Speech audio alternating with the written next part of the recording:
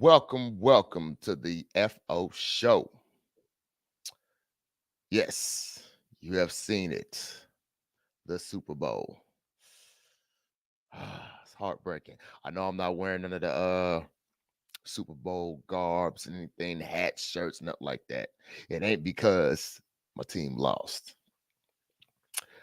Oh, okay, okay. So what there's going to be is a reaction to it, and obviously I'm biased. Obviously, I'm very biased. So I'm gonna come to you in a way where just let you know. I think it was some bull jive. I don't want to say all the bad words, but I think it was some bull jive. How that's how prime time would say it. I don't think we had a chance. I really don't. I don't think we had a chance to win that game. No matter how many times it looked like we didn't have a chance to win that game. Stuff was stacked against us, you know, and it was a very entertaining game. Definitely one of the best Super Bowls to see to know. Any game that goes to overtime, obviously, that's a good game. It was defensive. I mean, the team that won scored three more points than the other team. It went into the last seconds, but there's always a but. The reason why there's a but is because I don't y'all gonna come at me for this one, but hear me out. And I talked with a good friend of mine last night. We talked for over an hour about this. He said, and he even admitted, this thing has legs. Now, if you go to NFL, right? The NFL is a multi-billion-dollar industry. Now, if you want to go outside of professional sports, what multi-billion-dollar industry leaves things up to chance? You could say, and the counter argument could be, well, that's what people are paying for. It's the chance that either of these two things can happen. Okay. They're paying for the illusion of that.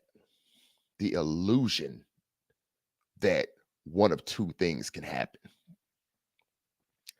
I don't believe it that way.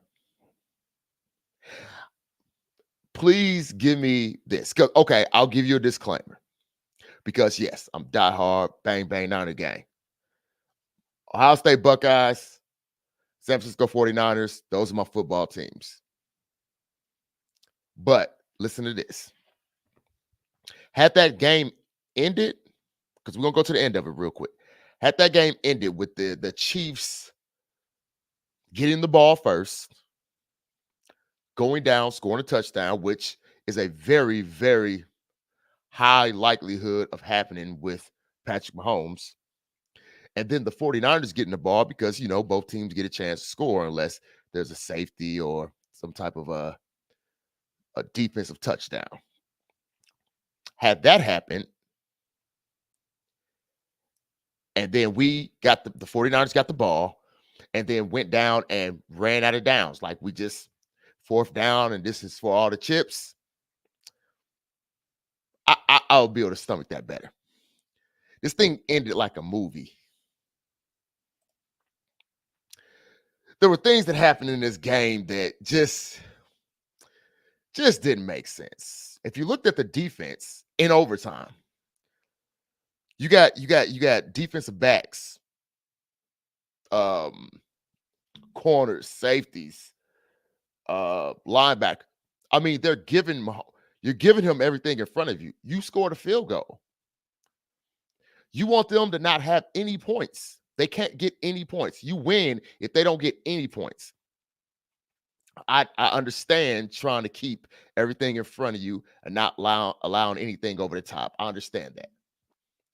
But you that defense was horrible. It's like if you look at the game and if you understand a game of football, it's almost like our uh defense coordinator forgot how to call defense just at the end of the game. Not you've held Patrick Mahomes in the Super Bowl to 19 points up to that point. So you've called a good game. That's one. Another thing. Players of note for the 49ers were going down. 2 of them non-contact injuries. Dre Greenlaw. My boy just about to run on the field to play defense. Boom. Done. My boy Deebo Samuel pulled up hammy. I understand. Yes, he has had some things going on, and we'll say because it was the playoffs, it's all or nothing. So you got to push through that. You can't be out for 3 weeks because you don't have that. But he is the lightning rod for the team. I know you could say CMC. I know you could say Brock Purdy. He's a lightning rod. And it was a great story. So it makes you follow it. And y'all know what I'm about to get to. So what I'm about to get to is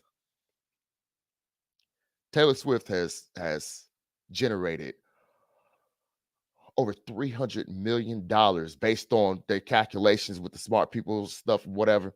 Over $300 million for the NFL.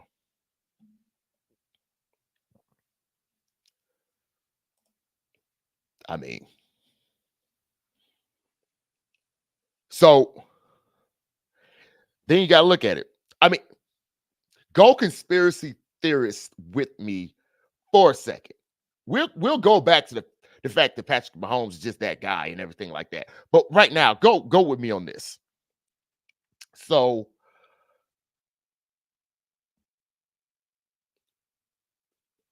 the game was decided, conspiracy theorists. The game was decided before the game was played. The game was decided before that. Because if I have to say that game was quote unquote rigged or scripted, everything before it had to be also. You had one of the greatest stories. I mean, even last year, Jalen Hurts was a great story. But Patrick Mahomes is that guy. He has to be the face.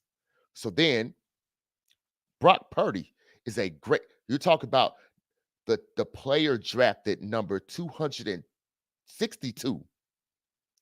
262. Now he's a starting quarterback in the NFL, in the NFL Super Bowl. And then had a great season up to that point. Had 2 comeback wins. Listening to the sports pundits say things like he's not great, he's blah blah, he's blah blah. So then all they did was, oh, he's not. He can't come back from behind. Come back from behind on the Packers. Oh, that wasn't enough. Come back from 24-7 against the Detroit Lions. All right. Great story. And it's all sleight of hand. So sleight of hand got you on the Taylor Swift. For some reason, I know what Taylor Swift's favorite number is. Taylor Swift's favorite number is 13. There is not one player of note on the Chiefs with the number 13.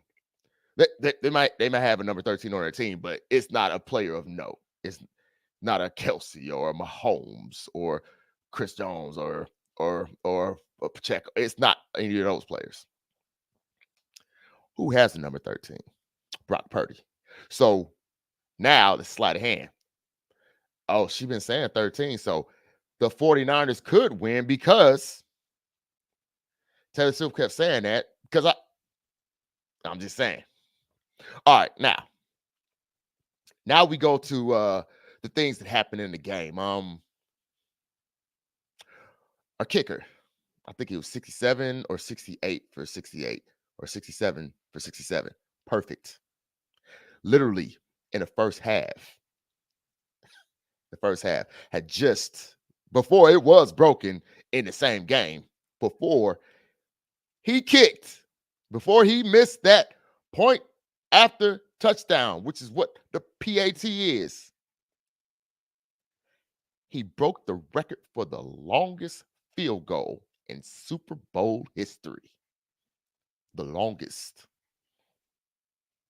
It was broken by 2 yards later on by the Chiefs kicker. But hit everything else. I think he even hit a 53-yarder, I believe. But you miss a PAT, which is crucial. That's very crucial. It's crucial because that put the 49ers up by 3 points instead of 4 points. Now, if you know about football, that changes your game plan, especially when the time on the back end, you don't have much time left. Like it's we have to score on this drive. 3 points, you're playing a smaller field. You playing with a smaller field. You only got to make it to the 30, 35-yard line instead of having to make it all the way to the end zone with a 4-point game. 4-point game, you have to make it all the way to the end zone to be in that game. Now we'll talk about the times that Travis Kelce, any catch, anytime the ball was in Travis Kelce's vicinity, there should have been bodies on him. There should have been either him wrestling and fighting for a catch or a defensive pass interference. There should never be Travis Kelce wide open. They feed you that leverage and stuff. No. Travis Kelce should never be wide open, ever. He's not fast. You're just telling me he's just that technical and that no. And then in times, you know where the ball is going because it's Travis Kelce and Patrick Mahomes. Travis Kelce, who is the boyfriend of Taylor Swift. You know, the woman who generated $300+ million for the NFL. You can't tell me that guy is wide open. That guy should never be wide open. He's not juking a linebacker or if a corner had to come across. He's not doing that. That doesn't make sense.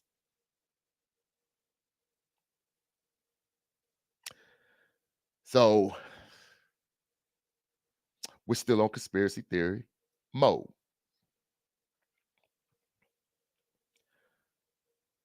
Now I know you can't with the muff punt. Got it. What player who is a player that is a professional football player? You're running down the field.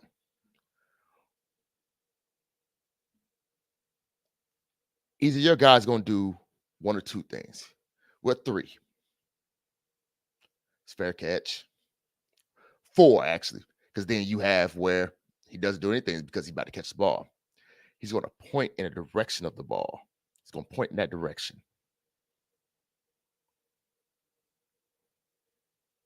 You're that close to your player. I understand you don't want your player to get smoked because even the 49ers did do that. My boy clotheslined, oh boy, with that catch. Let's go to that last drive. That last drive in the Super Bowl of both teams. Okay, so we're going to start with 49ers. CMC was eating. That boy was eating. All the way until, because it gave you the feeling that, oh, the the 49ers are about to win or about to score a touchdown at least. And it's going to be on Patrick Mahomes to score a touchdown. And then that's when it's their choice to go for a point after or a 2-point conversion. Stalled. At the end, I know that can happen. Makes sense. Chewed up half the time, actually. Then Patrick Mahomes chews up the rest of the time and throws an interception to a guy who was uncovered coming off the uncovered. That doesn't make sense.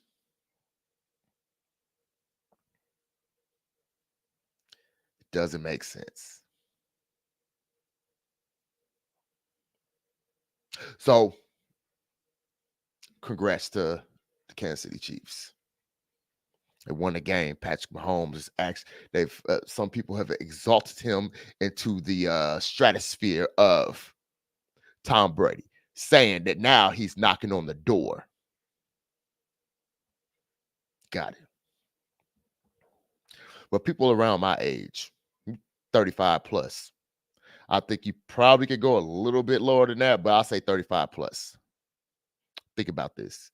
You remember the day that you found out the WCW and a WWF wasn't real?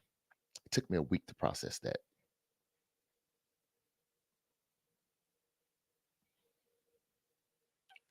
Are you going to leave your money-making machine up to chance? A person who has grossed you $300+ million? You're going to leave that final thing, which is that win and the most popular game in the United States. I think it's the second most watched game in the world. Just think about it. They won, and I give it to them. But also, that's just what it is. Thanks for listening to the FO Show. Peace.